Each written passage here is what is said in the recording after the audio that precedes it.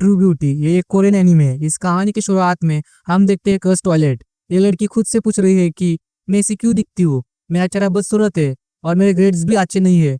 मुझे horror comics और heavy metals पसंद है और ऑब्वियसली मेरे कोई दोस्त नहीं है। मेरा निकनेम है डम्प्लेक्स। यह मैं हूँ। क्यों मुझे बदसूरत दिखने के लिए बुली किया जाता है।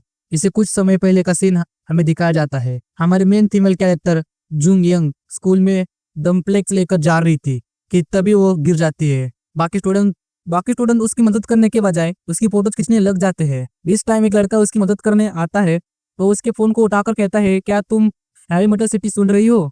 तो तुम्हें भी उनका म्यूजिक पसंद है? जूंग यंग मन में कहती है, मेरे जैसे के लिए भी एक दिन जरूर होगा जब मैं खुश हो पाऊंगी, है ना? मैंने एटलीस्ट यही सोचा था। वह उस लड़के को उसके साथ कॉन्सर्ट में आने के लिए रिक्वेस्ट करती है, पर आज का दिन उसकी खुशी का दिन नहीं था।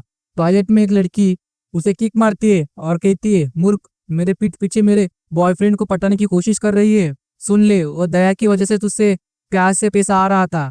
क्या तूने उसे कंफेस करने के लिए मेकअप किया है? अब क्या बोलूं मैं तुझे?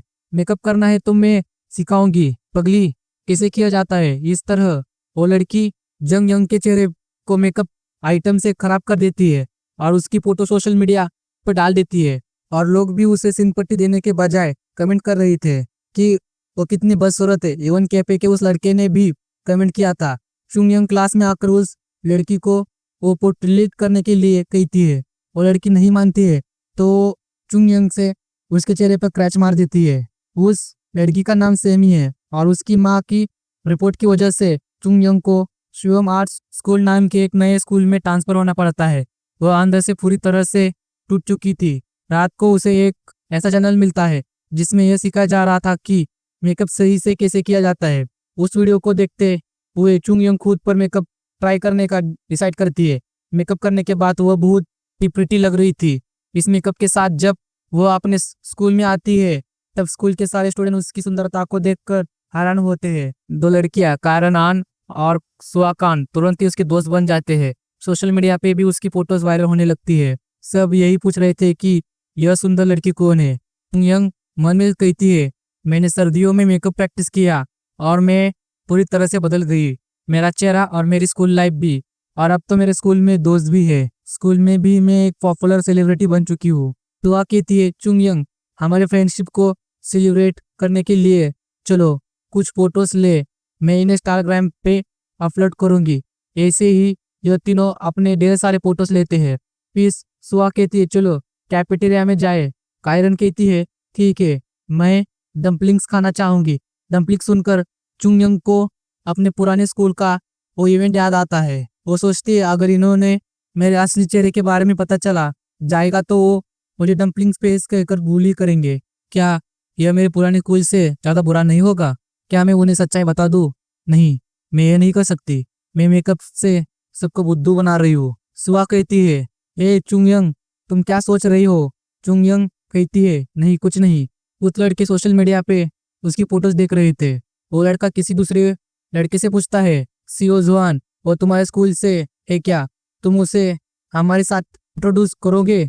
सिंचुन बिना देखे ही कहता है, मैं उसे नहीं जानता हूँ। वो दो लड़के उसे जब कहते हैं। जब चुंग यंग अपनी मेकअप उतार कर बाथरूम से बाहर आती है तो उसका छोटा भाई उसे देखकर चौंक जाता है और कहता है, अगर तुमने मेकअप लगाने का डिसाइड किया है तो इसे हर दिन करो। चुंग यंग कहती है, तुम्हें दूसरों के आगे बस ऐसा नाटक करना है कि तुम मुझे नहीं जानते हो। उसका छोटा भाई उसकी असली फोटो ऑनलाइन पोस्ट करने का धमकी देता है, जो चुंग यंग मना करती है। तो वो कहता है, इस दुनिया में कुछ भी मुफ्त नहीं है। चुंग यंग गुस्से में थी क्योंकि उसकी सारी पॉकेट मनी उसका भाई जूंग यंग लिम के पेट में जा रहा है। वो कहती है, वो मेरा भाई नहीं, मेरा दुश्मन है। स्टोर में आकर वो अपने फेवरेट मांगा का नया पीस देखती है, पर उसके साथ कोई और भी इसे लेने के लिए अपना हाथ बढ़ाता है। चुंग यंग देखकर हैरान होती है कि वह लड़का कितना हैंडसम है। वो लड़का कहता है, मैंने इसे पहले देखा था तो मैं इसे लूंगा।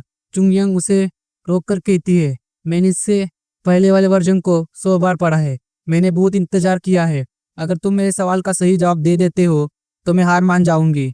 वो उसे प्रीवियस वर्जन के ढेर सारे सवाल पूछते हैं। इसका जवाब वो लड़का सही सही से दे देता है और चुंग यंग को हार मानना ही पड़ता है।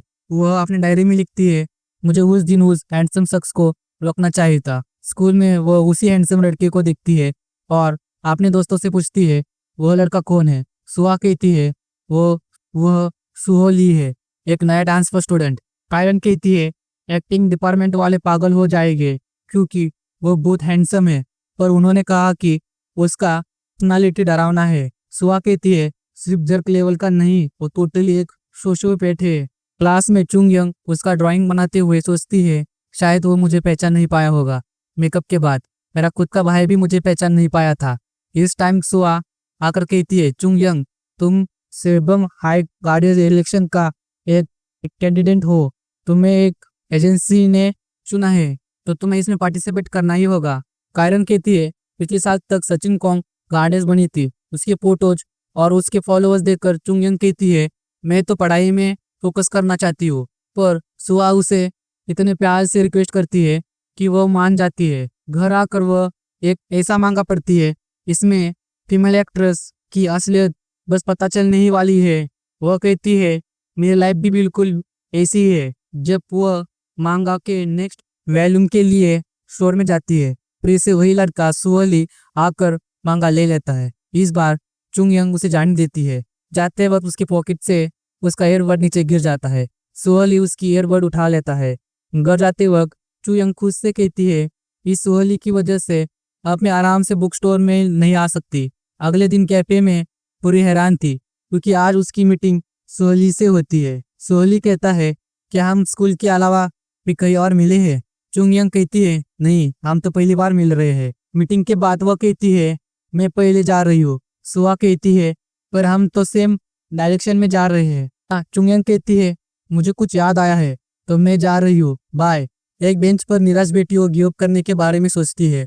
फिर वो म्यूजिक सुनने के लिए अपनी ईयरबड्स निकालती है। उसे रियलाइज होता है कि उसका दूसरा पार्ट नहीं है। तभी सुहली उसके पास आकर उस ईयरबड को अपने कान में लगाता है और कहता है यह हैवी मेटल सिटी है तो यह तुम हो। वो उसे वो ईयरबड देते हुए कहता है तुम वही लड़की हो ना बुक स्टोर से। चुंग यंग पूरी तरह से हैरान हो जाती है। यही पे इसका एपिसोड 1 खत्म होता है। इसका पार्ट 2 जल्दी आएगा, तो जो भी चैनल पे नए आए हो वो प्लीज चैनल को सब्सक्राइब कर दो। तो मिलते हैं इसके नेक्स्ट पार्ट में।